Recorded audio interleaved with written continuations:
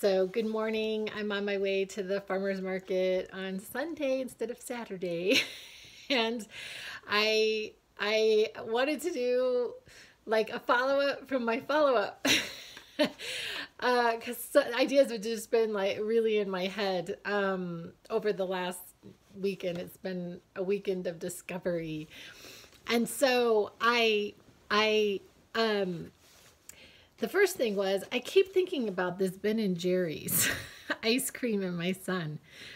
I keep thinking about it because I think it's really significant that my son knows, because he has a pattern with me, um, that his whole life, like when I had him, it was just the most amazing thing. I wasn't expecting him. He was quite a surprise for me, and I had him at home. I had a home birth with him. And I tried to like have him in a bathtub, and that didn't work. And so I'm trying like all these different positions to act, because I mean he was ready to come out and I couldn't get any leverage. And and then he came out and he was 10 pounds 7 ounces. He was like this 3-month-old baby. He was huge. And I felt so vindicated that it had taken me a while, but I was actually able to birth this really, really amazing, very well formed child.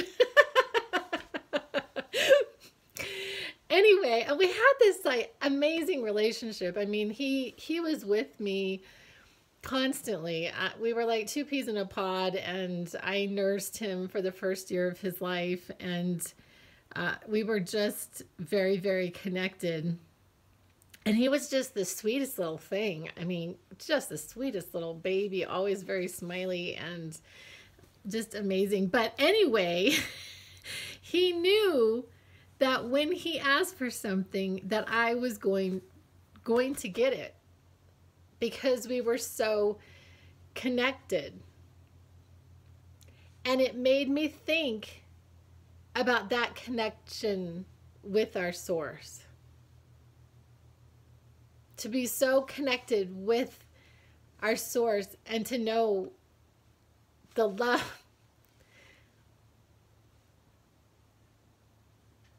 and that there is like a divine source that would want us to have whatever it is that we want.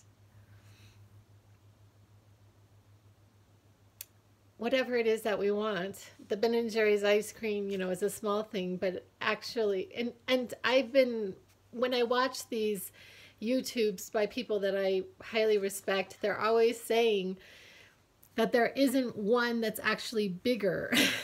Like we like to think that, well, this is a really big one and this is a really small one. Like the Ben and Jerry's is just one example of trying to manifest.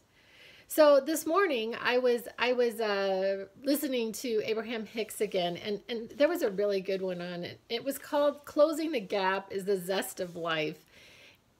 And Esther Hicks had been talking, she was talking about Jerry and how he used to say this: closing the gap is the zest of life. And that's where I'm at. I am in the process of learning how to close the gap. Learning how to close the gap. And they also, Abraham Hicks would also call this deliberate creation.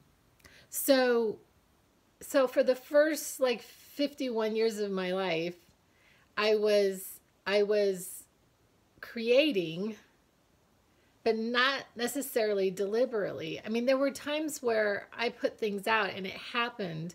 And it happened a lot quicker when I was really young, like in my teens. I seemed to be very trusting and very connected. And then I had this extremely traumatic event happen where I lost my dad.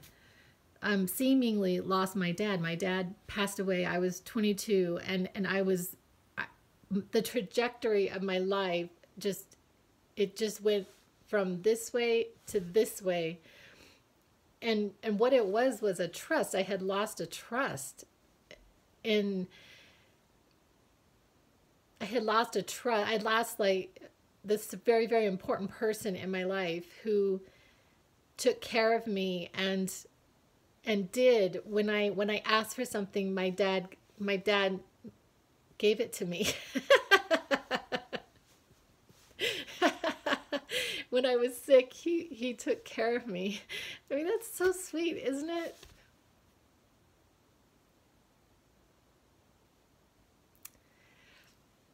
Anyway, so now I'm trying to deliberately create my life. I'm learning how to become a deliberate creator. And I'm learning how to close the gap. And I'm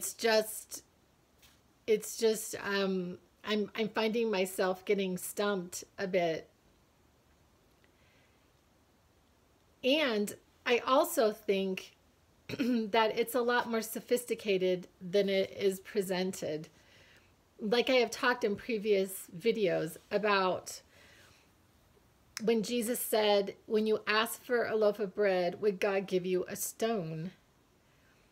And it is perhaps the reason why these things have not come into my physical reality, is because in essence they actually are not the best for me.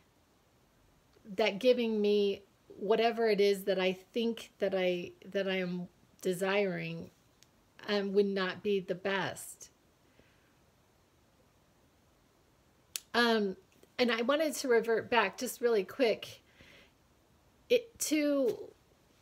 for a while I was working in Phoenix, and I wanted to get back to where I live, and I couldn't.